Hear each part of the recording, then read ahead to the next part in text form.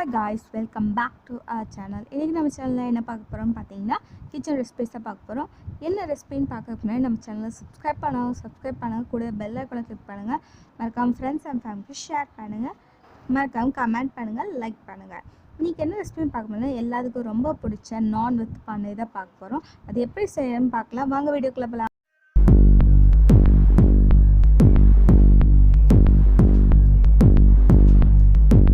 நான் பண்ணிடலாம். அதுக்கு ஈஸ்ட்டை வந்து சுடு தண்ணியில் போட்டு இது பண்ணிக்கோங்க. அதுக்கப்புறமா இந்த மைதா மாவு எடுத்துக்கோங்க. மைதா மாவில் உங்களுக்கு தேவையான மைதா மாவு எடுத்து ஈஸ்ட்டை அதுக்குள்ளே போட்டு நல்லா மிக்ஸ் பண்ணிக்கோங்க. இப்போ ஆயில் சேர்த்துக்கோங்க. அதோட சேர்த்து கலக்கிட்டு திருப்பி தண்ணி சேர்த்து கலக்குனிங்கன்னா மாவு செம்மையாக ரெடி ஆயிடும். இப்போ வந்து இந்த மாவு வந்து 1.5 மணி நேரம் நம்ம வந்து ஊற வைக்கணும். ஸோ துணி போட்டு ஈரமான துணி போட்டு நம்ம மூடி வச்சு 1.5 மணி நேரம் கழித்து இதை எடுத்து பருத்தலாம். இப்போ வந்து பன்னீர் செஞ்சிடலாம். அதுக்கு 3 டேபிள் ஸ்பூன் ஆயில் எடுத்துக்கோங்க. 2 பட்டை, 3 கிராம்பு, 2 ஏலக்காய் எடுத்துக்கலாம். ஒரு பிரியாணி இலை, 1 ஸ்பூன் வந்து சீரகம் எடுத்துருக்கேன். இதெல்லாம் மிக்ஸ் பண்ணிவிட்டு 3 பெரிய வெங்காயத்தை வந்து 3 நல்லா கட் பண்ணி வச்சுருக்கேன் சின்னதாக. அதை எடுத்து நல்லா வந்து ப்ரௌன் கலர் வர வரையும் நம்ம வந்து இதை கிண்டிக்கலாம்.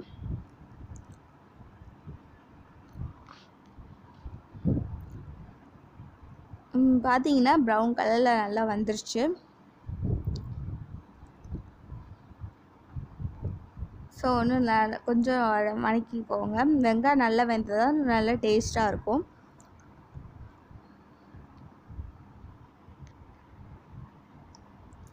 இப்போ இந்த வெங்காயம் நல்லா வெந்ததுக்கப்புறம் நமக்கு தேவையான பன்னீருக்கு தேவையான மசாலா ஆட் பண்ணிக்கலாம். 1/2 ஸ்பூன் வந்து மஞ்சத்தூள் எடுத்துக்கோங்க. 1.5 டீஸ்பூன் மிளகுத்தூள், அது உங்களுக்கு காரத்துக்கு ஏற்றப்ப எடுத்துக்கோங்க. 1 ஸ்பூன் வந்து சிக்கன் மசாலா எடுத்திருக்கேன். 1 ஸ்பூன் வந்து மல்லித்தூள் எடுத்திருக்கேன். எல்லாத்தையும் போட்டு நல்லா மிக்ஸ் பண்ணிக்கோங்க. இதில் வந்து தக்காளியை நான் வந்து அரைச்சி வச்சுருக்கேன், அதை எடுத்துக்கலாம். நல்லா மிக்ஸ் பண்ணிக்கோங்க தக்காளி இதோட. இது கூட வந்து நம்ம வந்து உப்பு வந்து லாஸ்ட்டாக தான் சேர்க்க போகிறோம். ஸோ இதை நல்லா மிக்ஸ் பண்ணிக்கோங்க. நல்லா தக்காளி வேகட்டும். அரைச்சி சேர்த்தா வந்து கிரேவி நிறையா வரும், அதனால தான் அரைச்சி சேர்த்துருக்கேன். ரொம்ப தண்ணியாக இருந்தது வந்து நல்லா இதாகிடுச்சு, வத்திடுச்சு தண்ணி.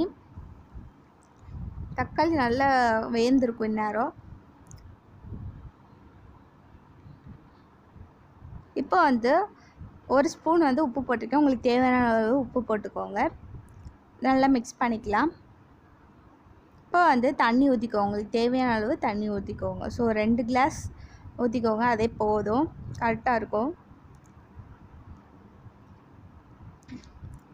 இப்போ வந்து கொஞ்சம் சர்க்கரை போட்டிருக்கேன். ஸோ முந்திரி பருப்பு இருந்துச்சுன்னா அதை அரைச்சி போட்டிங்கன்னா இன்னும் நல்லாயிருக்கும். ஸோ இது எல்லாத்தையும் நல்லா மிக்ஸ் பண்ணிக்கோங்க. இந்த தண்ணி வத்துற வரையும் நம்ம மிக்ஸ் பண்ணிக்கணும். நான் வந்து இப்போ வந்து 200 கிராம் பன்னீர் வச்சுருக்கேன். அதை வந்து இதோடு சேர்த்துடலாம். நல்லா வந்து கட் பண்ணி வச்சுருக்கேன். அது எல்லாத்தையும் நல்லா சேர்த்துட்டு ஒரு தடவை கலந்து விட்டுருங்க. பன்னீர் வந்து ரொம்ப நேரம் வேக வைக்கக்கூடாது, கொஞ்சம் நேரம் தான் வேக வைக்கணும். ஸோ ஒரு 5 மினிட்ஸ் வேக வச்சதுக்கப்புறம் ஆஃப் பண்ணிடலாம்.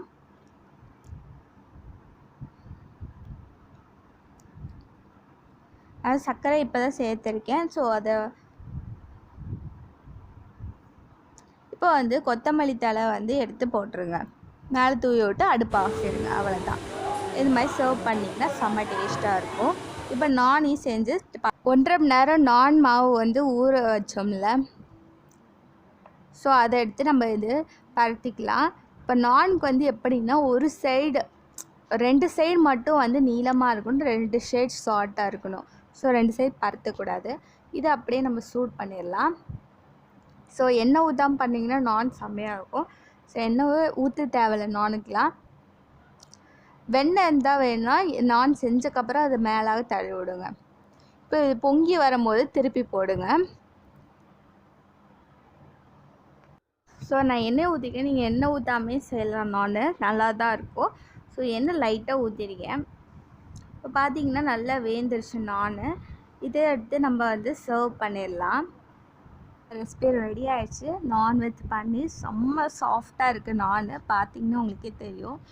இதோட பன்னீர் செம்ம டேஸ்ட்டாக இருக்குது. கண்டிப்பாக செஞ்சு பாருங்கள். வீட்டில் செஞ்சு பார்த்துட்டு கமெண்ட் பண்ணுங்கள். மறக்காம சப்ஸ்கிரைப் பண்ணுங்கள், கூட ஷேர் பண்ணுங்கள். தேங்க்ஸ் ஃபார் வாட்சிங் மை சேனல் காய்ஸ். பாய்.